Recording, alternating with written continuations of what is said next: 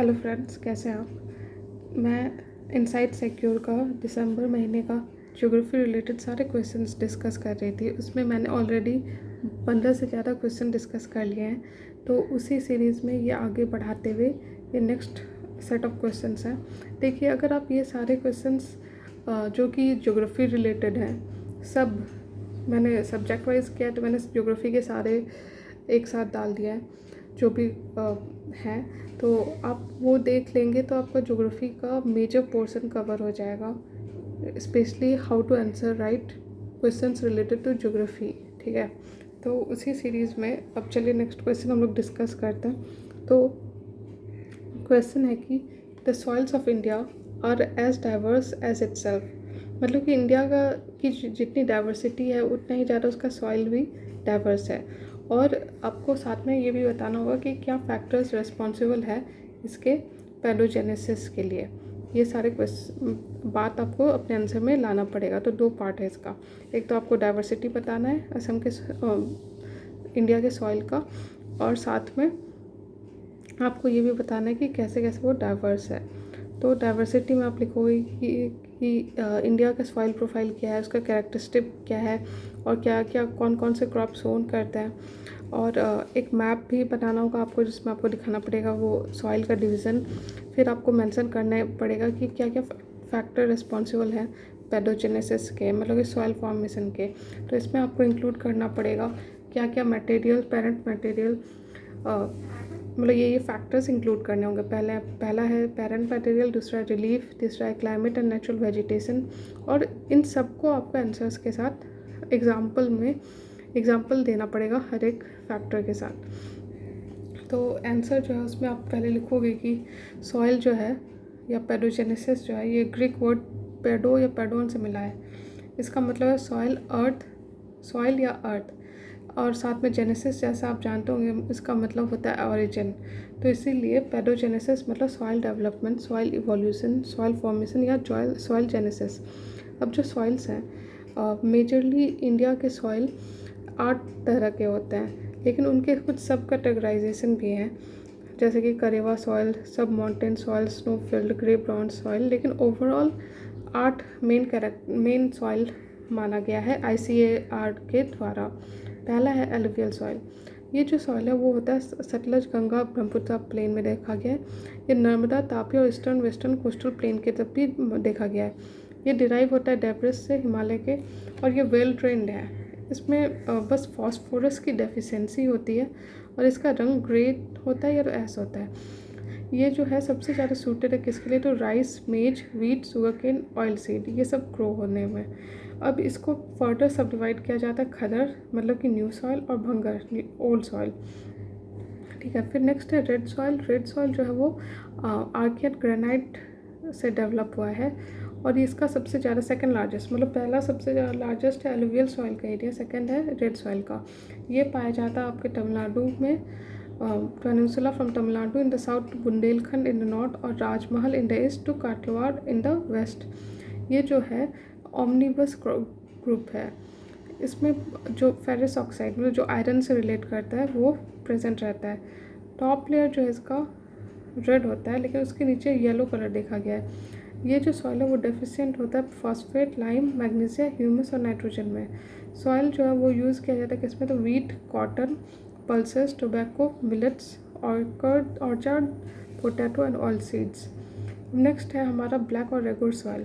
इसको cotton soil भी कहते हैं या ट्रॉपिकल कैर्नोजोन्स भी कहते हैं। ये थर्ड लार्जेस्ट है। ये बना है क्रेटेशियस लावा से, और ये कहाँ कहाँ है, तो Gujarat, Maharashtra, western Madhya Pradesh, north west Andhra Pradesh, Karnataka, Tamil Nadu, Rajasthan, Chhattisgarh, Jharkhand, राजमहल हिल्स तक। ये जो सॉइल है वो रिच है iron, lime, calcium, potash, magnesium, aluminium के।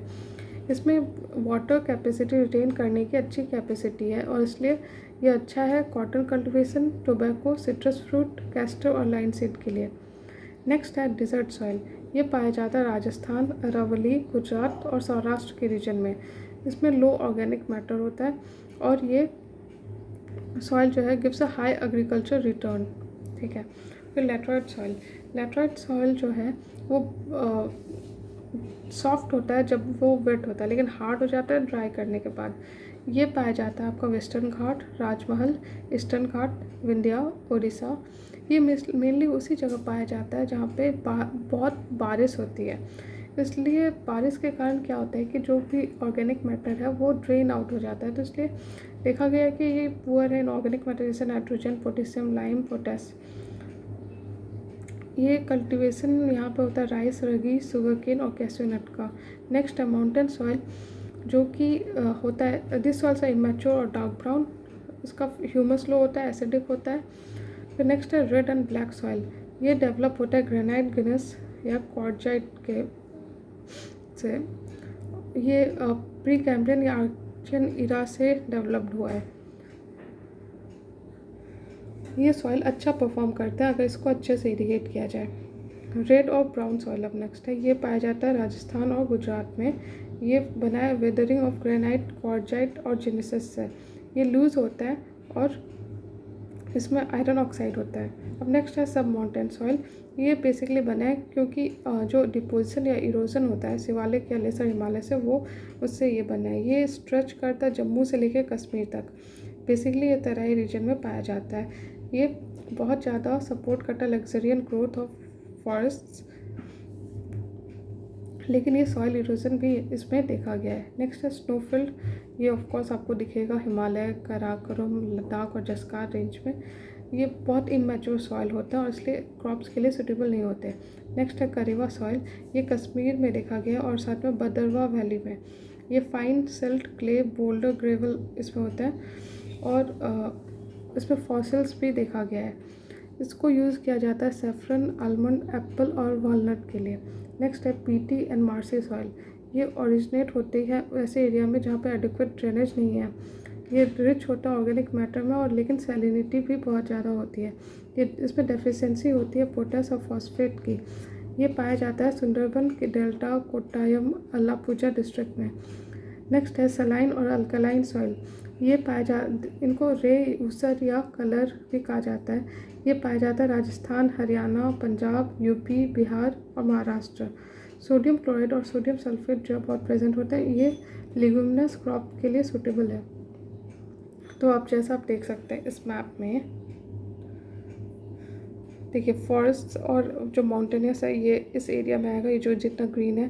फिर एलुवियल जो है आपका सारा प्लेन्स में जो लाइट ग्रीन कलर का है वो है, जो कि गुजरात से लेके पंजाब से लेके इधर असम तक है।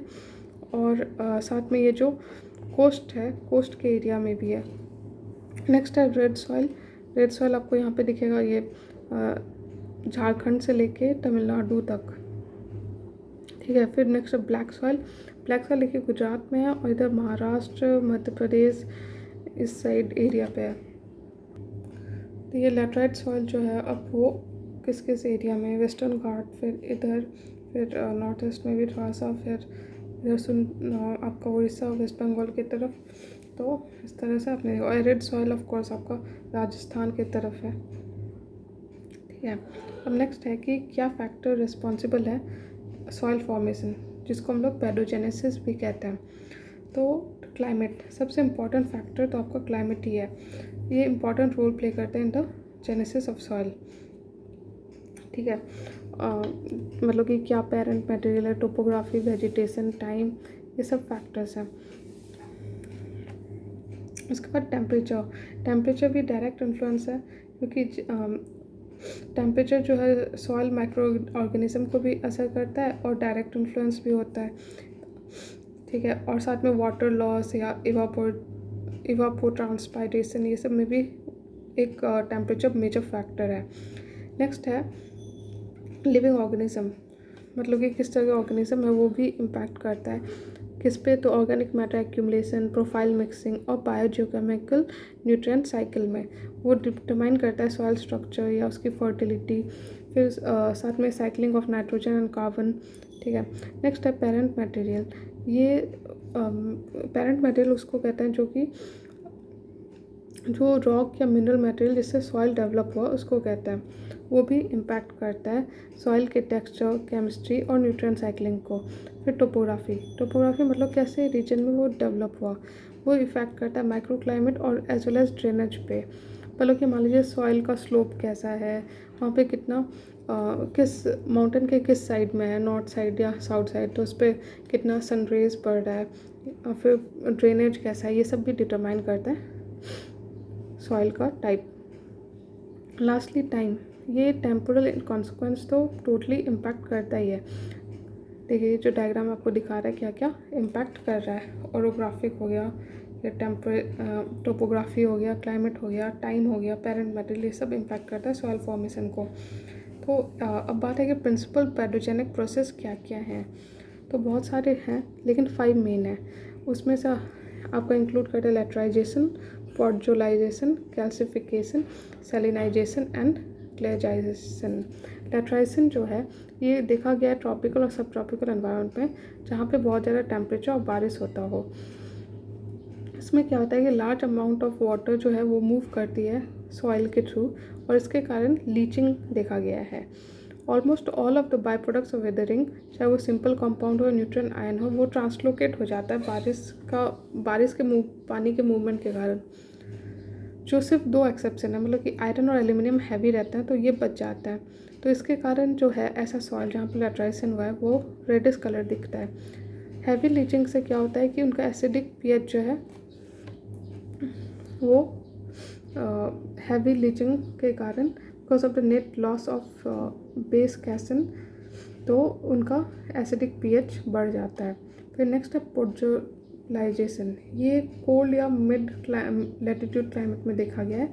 इसमें क्या होता है कि जो डिकम्पोजिशन है, चाहे वो कॉनिफरस ट्रीज़, मतलब जो ठंडे प्रदेश है वहाँ पे कॉनिफरस ट्रीज़ दिखता है, तो उनका जो डिकम्पोजिशन है, उनके जो लीव्स का डिकम्पोजिशन है, उससे क्या होता है थोड़ा सा सॉइल सॉल्यूशन बनता है दैट इज़ स्ट्रॉन्गली एसिडिक।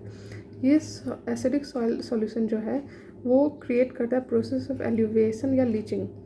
उससे क्या होता है कि जो सॉल्यूबल बेस पासन या एल्यूमिनियम आयरन कंपाउंड्स है वो रिमूव हो जाता है फ्रॉम ए ओरिजिन।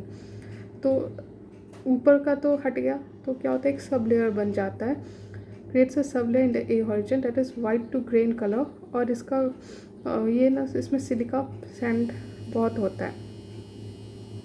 नेक्स्ट है कैल्सिफिकेशन, ये जो है ये ऐसे एरिया में होता है जहाँ पे वो ट्रांसपायरेशन जो है ज़्यादा होता है, पर्सिपिटेशन मतलब जितना पर्सिपिटेशन हुआ उससे ज़्यादा इवापोरेशन हो जाता है।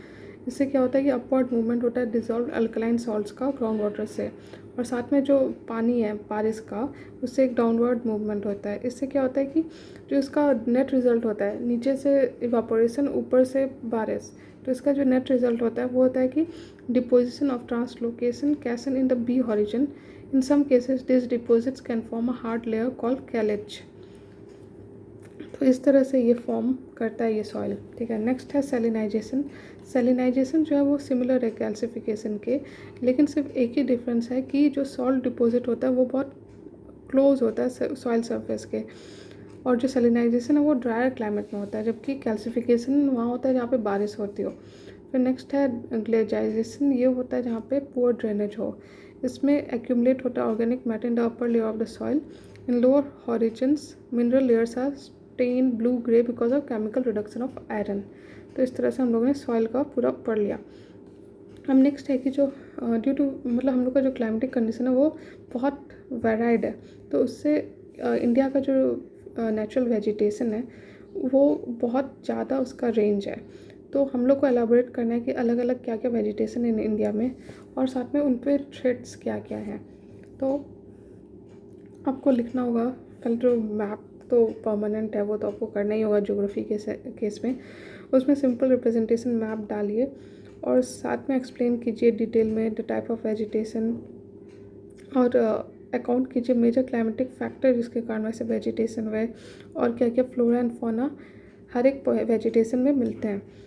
फिर जो नेक्स्ट पार्ट होगा उसमें आप बताएंगे कि क्या क्या थ्रेट्स हैं, जैसे कि डिफॉरेस्टेशन हो गया, mining, overgrazing, climate change, invasive spaces, ये सब के बारे में आप बताएंगे और साथ में फैक्ट्स भी देंगे जो कि होगा Indian state of forest report 2019 का। उससे आपके एड ऑन होगा, वैल्यू एडिशन होगा आपके आंसर का। तो जो नेचुरल वेजिटेशन है वो डिपेंड करता है प्रेसिपिटेशन, सॉइल, क्लाइमेट और टोपोग्राफी पे। तो देखते हैं पहले तो हम लोग स्टेट ऑफ फॉरेस्ट रिपोर्ट 2019 का उसको देख लेते हैं एक बार।